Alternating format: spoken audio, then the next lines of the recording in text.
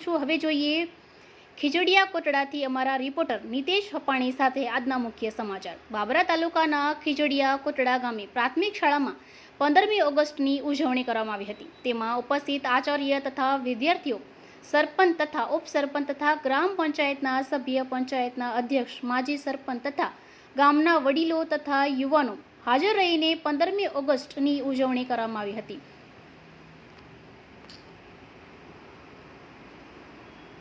હવે ફરી મળીશું એક નવા સમાચાર સાથે। ત્યાં સુધી જોતા રહો લોકસામના ન્યૂઝ।